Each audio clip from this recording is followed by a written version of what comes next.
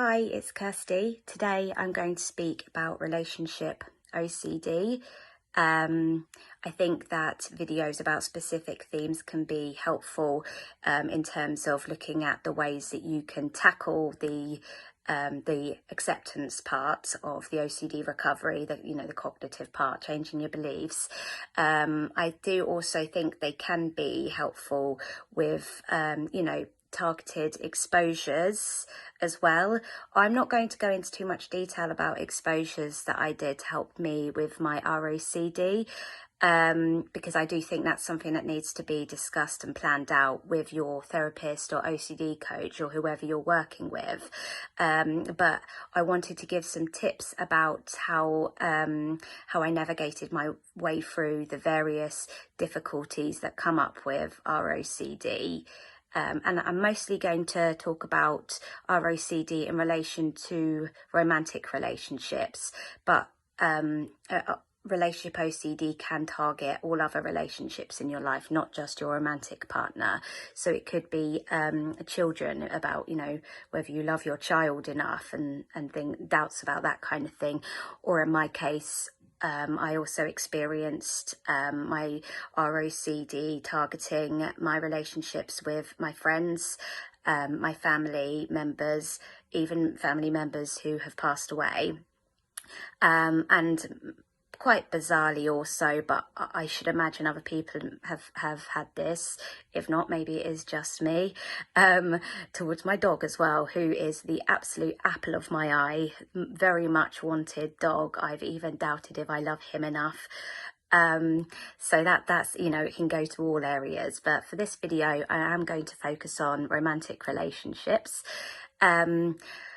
What I would say, please don't watch this video for reassurance, because that's not going to be helpful for you. And I'm going to be very, very careful to try not to say anything too reassurancy. I just want to give some tips about navigating, tackling your ROCD whilst in a relationship, but also need to bear in mind that people can experience ROCD even when they're not in a relationship. So it might target previous relationships, which I haven't necessarily experienced, but I think it can target when people are dating as well. It can make things quite difficult.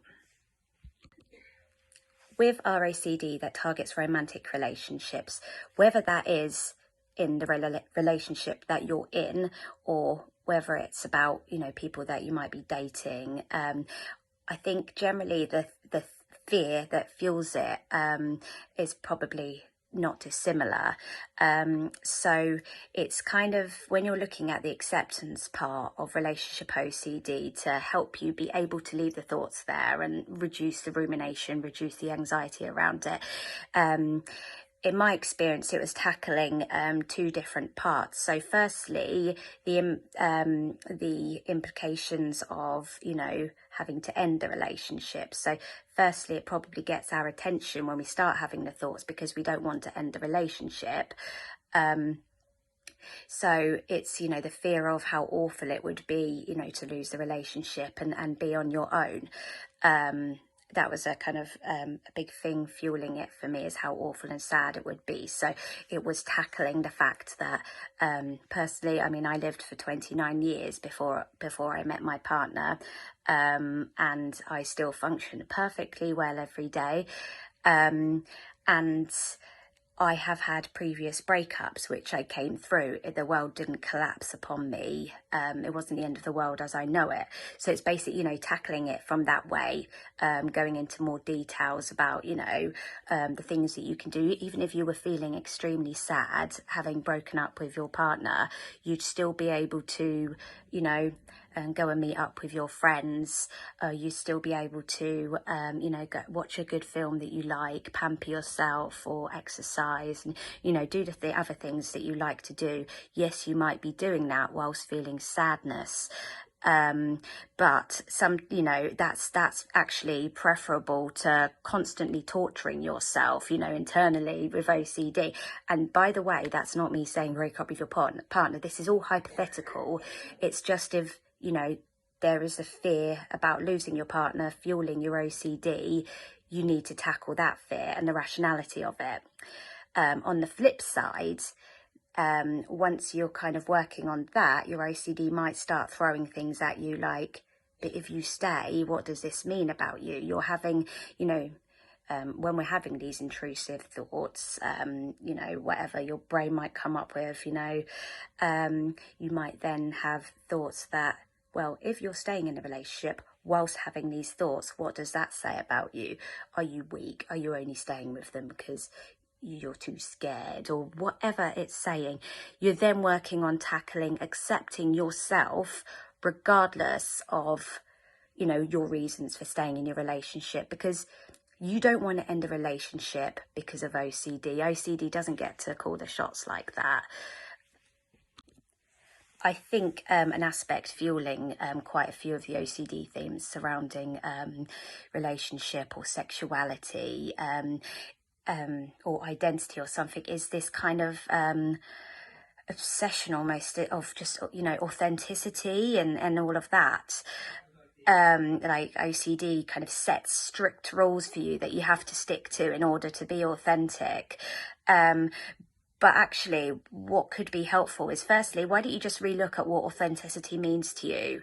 You know, being your authentic self. Well, how you feel one week and what you want one week might be different to how you feel the next week. So if you're trying to be authentic, you know, and keep up with this sense of self, you'll be chasing your tail because we change every day. It's, I think Hannah did a video a few weeks ago, really good video about the sense of self and how OCD goes after that. But she talks about how, you know, we're ever changing and you can't just pin that one thing down. So firstly, maybe don't take the whole authenticity thing particularly seriously if you can, because it really is massively irrational. Another thing that ROCD can throw out massively is the guilt aspect. So you feel guilty that you're staying with your partner even though you're having all these horrible thoughts, etc. But again, we're not letting OCD call the shots. We're staying with our partner and we're having these thoughts, you know, guilt-wise, just to help you, you know, tackle that a little bit. You're suffering, you're feeling guilt, which feels horrible, doesn't it?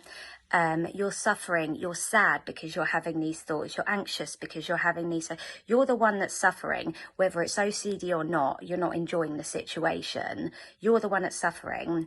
You have to remember your partner has free will. You're not forcing them to stay with you, they're choosing to stay with you. You know, so they're enjoying, they're getting things out of being in this relationship with you. That's their choice.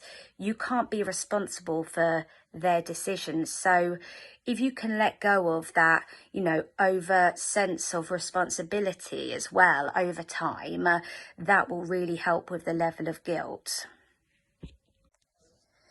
If to alleviate that feeling of guilt and sense of responsibility, you're finding that you're finding the urge to tell your partner about every thought or feeling that you're having, almost in like a confessional way, I would urge you to stop this as soon as possible, or at least cut it down and work towards cutting it out completely. And that goes for not just the confession side of it, but also reassurance seeking with your partner. So telling them and saying, this isn't true, is it? I don't think this. You know I love you, don't you? These things need to stop, as do any Googling about the subjects, the meaning of love, etc. As well as talking about the thoughts, feelings, etc. to friends and family, and perhaps asking them for reassurance about it too. These things do need to stop. These are physical compulsions, really, because underneath the physical compulsions, you've then got the mental compulsions that go with it as well, that you might be doing unbeknown to you. You may not be, don't get me wrong, I'm talking from my own experience. But once you've got the physical compulsions, once you've got a handle on that, then it's the mental checking. You might find that you're checking your feelings, if you're excited enough around them, or trying to feel love, testing yourself, things like that. And you might find yourself constantly running through a stream of analysis in your mind. So where you can, if you can, try and rein that in. What you'll most likely find, and again, I'm speaking from my own experience, is that a lot of that internal work is automatic. And that does start to come down once you've started to bring down the anxiety and the extreme feelings around it all. So with the acceptance, once you start doing more exposures, those things will slow down over time once you've brought the fear down. But for the time being, if you are finding it's automatic, just try not to join in with it. Let it go on in the background. And as Rob will always say, wear it all like an uncomfortable jacket and continue moving through doing the things that you want to do in your life. So you might still be having these thoughts and feelings whilst you're taking the next step with your partner. If you want to take the next step with your partner, but it's causing you anxiety, you've got to move towards it. Otherwise, you're giving OCD all the ammunition that it needs to keep going. So unfortunately, certain journeys at the moment, big steps perhaps, may be triggering for you, but just because they're triggers, it doesn't mean that you shouldn't do it. You know, you should be able to pursue your relationship and the things that you want to do, regardless of, OCD, and regardless of what uncontrollable things are going on in your thoughts. We can't control our thoughts. But while we're doing all of this, we need to work on our beliefs about things. And the more you push forward and do the things that you want to do, whether that's getting engaged, buying a pet, buying a house, having a baby, or even just meeting the parents or anything like that, do those things, because all the while you're doing those things, you're showing your brain that I'm doing what I want to do regardless of what you're throwing out at me, and your threats that you're sending me are not making any difference. And you'll find that over time, it will start to come down. There's so much more I could say about this, but I think it could get quite tedious in a video. But those are just some tips about some of the main difficulties that I can offer you that helped me. But yes, I hope that this video has been helpful to you. Thank you for watching.